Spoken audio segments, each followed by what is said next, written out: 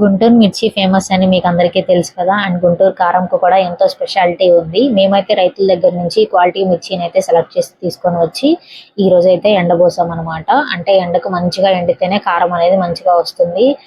మీరు ఒకసారి ఈ వీడియోలో మిర్చిని చూసారంటే ఎంత క్వాలిటీగా ఉన్నాయి అనేది మీకే అర్థమవుతుంది. మేమైతే కారం దంచడానికి రోకలి మిషన్స్ అయితే యూస్ చేస్తాం అన్నమాట.